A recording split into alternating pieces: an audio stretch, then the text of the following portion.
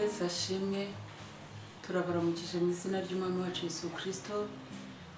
Itorero ni Patmos Ofesi, muri kumwe n'umushumba Mworize Christine.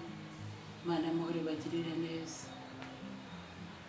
Imana isize amagambo ku mutima turi buganireho afite umutwe uvuga ngo mbese ndi umukristo koko. Muririmbyi w'108 mu ndirimbo zo gushimisha Imana yararirimbye aravuga ngo ngende umukristo nzahora ndiwe mu bintu byose ngeze ku gupfa. Imana y'amahoro idusure. Ndi umukristo koko, ndi umukristo w'ukuri, ndi umukristo wo mu mutima. Twihuse dusome ijambo ry'Imana, ndasenga tumaje kurisoma dusanga mu Baroma ibice 12. Turasoma duhere ku murongo waho wa mbere. Umutwe w'ijambo uravuga ngo imirimo ikwiriye imibereho ya Gikristo. Nuko bene data ndabingiga kubw'imbabazi z'Imana ngo mutange imibiri yanyu ibi bitambo bizima byera bishimwa n'Imana, ariko kuyikorera kwanyu gukwiriye. Kandi ntimwishushanye n'ab'iki gihe, ahubwo muhiduke rwose mugize imitima mishya, kugira ngo mumenye neza iby'Imana ishaka, ari byo byiza bishimwa kandi bitunganye rwose. Imana y'amahoro idusure. Nayo magambo Imana ashyize ku mutima wanjye ngira ngo tuganireho. Data turagushima, tugushime ko duhaye uyu mwanya kugira ngo nganire n'ubwoko bwawe ijambo ryawe. Ijambo ryawe rirambwira ngo umwigisha agabane n'abigishwa, reka ntaba ari njye ubwiriza, ntaba ari abo mbwira, ahubwo twebwe twese ijambo ryawe, kuko ngo ni inkota ifite amugi yombi, ifite ubasha bwo guhinguranya ubugingo n'inyama n'imisokoro, nyemerere rigere ku bugingo bw'uryumva wese kandi ahindurwe naryo. Urakoze kuko uri Data wa twese mwiza, ubutware n'icyo n'upfukamirwa n'ibikugarukire none n'iteka ryose mu izina ry'Umwami wacu Yesu Kristo, amen. Mbese ndi umukristo koko? Ndagira ngo wibaze wowe unkurikiye cyangwa unteze amatwi, uri umukristo koko? Uri we? Warakijijwe? Paulo yandikira Abaroma, Paulo turamuzi, tuzi ko yari Sawuli kera, Imana ikamuhindura Paulo.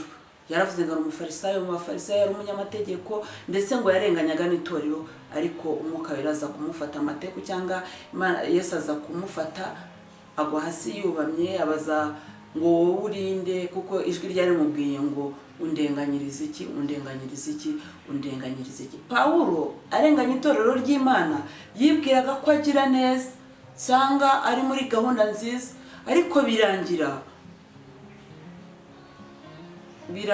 Imana imufashe amateko, arahindukira aba umukozi w'Imana, akorera Imana. Nawe ndagira ngo nkubaze, nanjye nibaza, se ndi umukristo koko? Imana y'amahoro idusure. Muririmbyi w'108 ndamukunda, yararirimbye aravuga ngo ngende umukristo nzahora ndiwe mu bintu byose ngeze ku gupfa. Uri umukristo? Iri torero ry'i Roma kugira ngo rivuke, ibitabo bibisobanura cyangwa bya teoloji bivuga ko igihe Petero yabwirizaga ku munsi wa Pentekote mu bantu 3000 harimo n'ab'i Roma bakijijwe, barangije bajyana ubutumwa bw'izi Roma, itorero ry'i Roma riravuka. Iki gitabo cy'Abaroma ndagikunda, yageze mu bice byaho 8 umurongo wa 31 aravuga ngo ni igiki cyadutandukanye n'urukundo rw'Imana muri Kristo Yesu. Bise n'inzara, ni ukwambara ubusa, ni ukwangwa n'abantu, ni ukuvugwa n'abantu. Aravuga ngo hoya, ngo menye yuko naho bwabo uburebure bw'ikijyakuzimu cyangwa uburebure bw'igihagararo cyangwa ibindi cyangwa abategeka cyangwa iki, nta na kimwe kizadutandukanya n'urukundo rw'Imana ruri muri Kristo Yesu. Imana y'amahoro idusure. Hanyuma aravuga ngo nuko bene data ndabinginga, yararimo abahendahenda nk'uko nanjye ndimo mbahendahenda, ngo mutange imibiri yanyu ibi bitambo bizima. Hari igitambo kizima cyera gishimwa n'Imana, ngo niko kuyikorera kwanyu gukwiriye. Urimo gukorera Imana bikwiriye, umurimo wose werekejeho amaboko uwukorana umwete, kuko ikuzimu aho tujya nta mirimo nta n'imigambi. korera Imana bikwiriye, gusenga bikwiriye, uhanura bikwiriye, ubwiriza bikwiriye, impano ufite. Buriya buri muntu wese Imana ikimara kumurema kuko yari mufiteho umugambi, hari impano yashyize muri we. Iyo mpano uyikoresha bikwiriye kubw'inyungu z'Imana cyangwa uyikoresha kubw'inyungu zawe. Mbonye abantu benshi uyu Yesu ahindutse business, abantu bamuririyeho, birakomeye, biracitse, birayobye. Ariko ngo mutange imibiri yanyu b'ibitambo bizima byera bishinga n'Imana, niko kwikorera kwanyu gukwiriye. Kandi ntimwishushanye n'ab'iki gihe. Abantu bishushanyije n'ab'iki gihe ngo muhinduke rwose. Biragoye muri no minsi gutandukanya umukristo n'umupagani. Biragoye gutandukanya ukizwa n'udakishishwe. Twese Yesu turamuvuga. Iyo muri mu modoka igashaka gukora accident, bose bumva bavuze Yesu, kagira ngo wagendanye nabo, ariko ukumva imirimo uko bambaye, uko bavuga n'imirimo bakora birimo birahakana Yesu. Niko kwikora kwanyu gukwiriye. Kandi nimwishushanye n'ab'iki gihe, ahubwo muhinduke rwose, mugize imitima mishya. Abantu bafite imitima ishaje, imitima yuzuyemo inzangano, imitima yuzuyemo ishyari, imitima yuzuyemo umujinya, imitima yuzuyemo guteranya, imitima yuzuyemo kwangana. Imitima mishya niyo Pawulo atubwira ngo duhinduke rwose, tugize imitima mishya.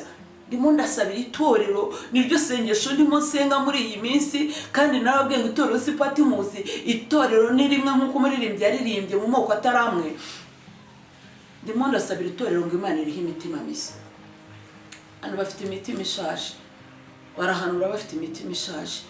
Aratangaye aho abahanuzi baguhanurira ibintu bibi bakajya no kubisenyera ngo bizagusohoreho, kugira ngo bakunde bamenye ko ndi umuhanuzi koko. Kw'Imana rero yaguhaye iyo mpano, kujya ushaka kwemeza abantu, wakwemeje Imana ko Imana izaguhemba. Kandi Imana dukorera itajya yambura. Ukuri Imana dukorera ntiyambura. Imana muri tugirire neza. Kuri umubishopu, ukaba ubwiriza, ukaba uri apostle, ukaba uri umudiyakoni, ukaba uri umuvugabutumwa, wabwirije kugira ngo Kristo yamamare aho kugira ngo wiyamamaze. Ndashaka ko tuganira ibintu bigera ku 9 kugira ngo urebe ko wakijijwe koko kuri umukristo ko ibi bintu byujuje. Ndagira ngo tubivugaho twihuse. Ingingo cyangwa icyambere, kugira ngo umenye ko wakijijwe, banza wisuzumire be ko wemeye icyaha. Kugira ngo ube umukristo nyakuri ugomba guca muri ibi bintu ko ari 9. Urabanza ukemera icyaha cyawe, ukemera ko uri umunyabyaha. Luka ibice 15 guhera ku murongo wa 17 kugera kwa 18. Tuhajye twihuse kuko mwanzi w'ibihe ni amasaha.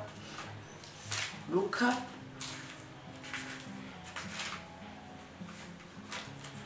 ibice 15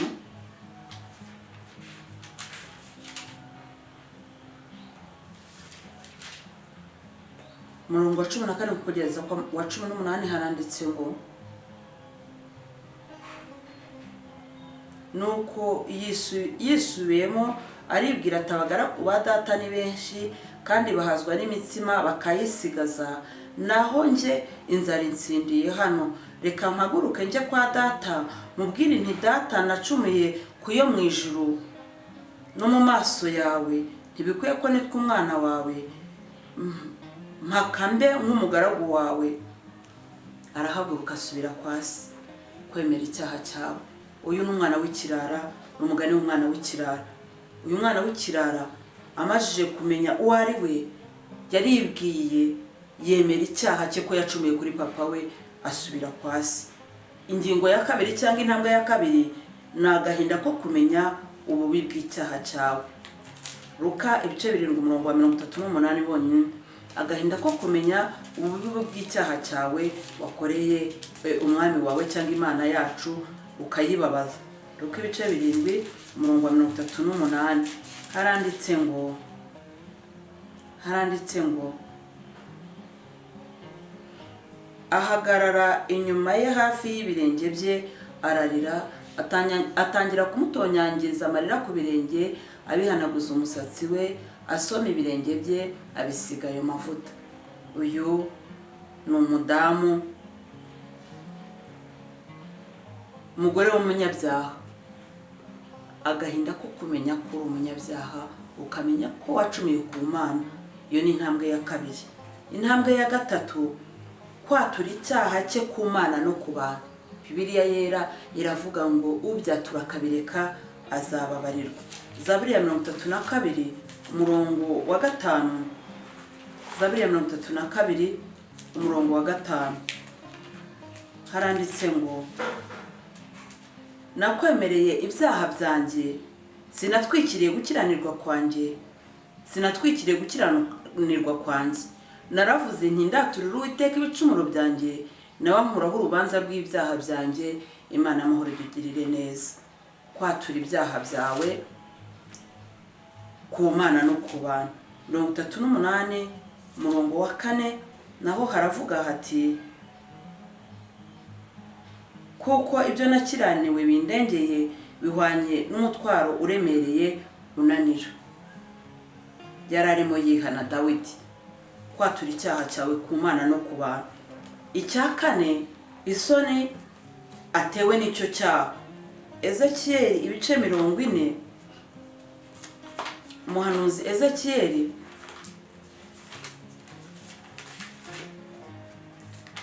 Ezekiyeli ibice 43 umurongo w'10 haranditse ngo, nuko rero mwana w'umuntu, ereka ab'inzu ya Isiraheli uru rusengero kugira ngo bakozwe isoni n'ibicumuro byabo, barugere bakurikije igishushanyo cyarwo. Baterwa isoni n'ibicumuro byabo, ukumva ko kuba warababaje Yesu cyangwa Imana biguteye isoni. Intambwe ya 5 ni urwango agirira icyo cyaha. Buriya iyo wihanye icyaha uranacyanga urunuka. Imana y'amahoro itugirire neza. Zaburi 119, Zaburi 119, Zaburi 119 umurongo waho w'104 haranditse ngo, amategeko wigishije amesha guhitamo, nicyo gituma nanga inzira z'ibinyoma zose. Urwango wanga icyo cyaha. Cya 6, kureka icyo cyaha ukakireka burundu. Nanone dusanga Ezira ibice 14 umurongo wa 6 havuga kureka icyo cyaha. Cya 7 havuga gutunganya iby'icyo cyaha cye. Matayo 5:24 reka tuhasome. Haranditse ngo, usige ituro ryawe imbere y'igicaniro, ugende wikiranure na mwene so, uhere kugaruke uture ituro ryawe. Gutunganya iby'icyo cyaha cye. Muri no minsi mfite ubwoba bw'agakiza n'abantu bakijijwe. Ongewe ngo biramureba. Fa kuba naramubabariye kandi mu mutima warabizi ko atamubabariye, ariko ngo nujya n'ituro ryawe ku gicaniro ukibuka mwene so mufite icyo mupfa, usiga ituro umaze ugende wikiranure nawe, hanyuma ubone uze uture ituro ryawe. Gutunganya iby'icyo cyaha cye. Nimutababarira abantu ibyaha byabo, na Data wo mu ijuru ntazabababarira. Intambwe ya 7 ya 8 ni uguhindukirira Yesu Kristo. Byahishuwe ibice 3 umurongo wa 19. Dore mpagaze ku rugi ndakomanga, umuntu niyumva ijwi ryanjye akankingurira, nzinjira iwe tubane. Guhindukira Yesu Kristo. Intambwe ya 9, gufata icyemezo cyo kumvira umwami Yesu n'ijambo rye. Yohana ibice 14, Yohana ibice 14 muri hangana iyo Bibiliya ari nshyashya gutandukanya impapuro bijya bigorana, niyo mpamvu. Yohana ibice 14 umurongo wa 15 haravuga ngo, nimunkunda muzitondera amategeko yanjye. Iyo ukunda Yesu, umuntu ukunda wese burya uramwumvira, uramwubaha, umukorera byose. Umugaragu w'Imana rero Pawulo abwira abakorinto abaroma, arababwira ngo ibisigaye mukomerere mu mwami no mu mbaraga z'ubushobozi bwe bwinshi. Mbese koko uri umukristo? Uri umukristo? Arangije arababwira ngo mutange imibiri yanyu. Abantu baritanze ariko bitanga igice, atanga amafaranga ariko ntatanga umutima ngo Yesu awuhindure. Ndagira ngo mbabwire ko imirimo yose urya munsi izageragereshwa imirimo, izageragereshwa umuriro, kandi ngo imwe ngo myinshi izashya, tazashya niyo tuzahererwa ingororano. Umubiri wawe waratanze nk'igitambo? Uri umukristo koko? Izi ntambwe zose uko ari 9 waraziteye? Imana y'amahoro dusure. Ndagira ngo nkubwire ko iyo udakonje ntubirura akazuyazi arakuruka. Kibaye warushyushye cyane cyangwa ukonje cyane, hindukirira Yesu, arakiciye ku ntebe y'imbabazi humura, ntaravuga ngo birarangiye. Uwezwa ni yezwe, uwanduye akomeze yandure. Iki ni igihe cyawe cyo gutanga umubiri wawe ukaba igitambo kizima cyaragishimwa n'Imana, ukabwira Yesu akaguhindurira umutima wuzuye insangano, umutima wuzuye ishyari, umutima wuzuye kwikunda, umutima wuzuye gusebanya. Ibyo tubireke, tubwire Yesu aduhe imitima mishyashya, tuba abakristo bujuje ubuziranenge, kuko Yesu nawe ajya apima ubuziranenge, kareba ko wowe mukristo ubukristo bwawe bwujuje ubuziranenge.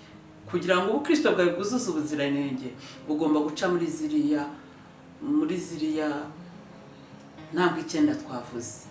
Ndangije ngusabira umugisha kugira ngo Umwami Imana agusure.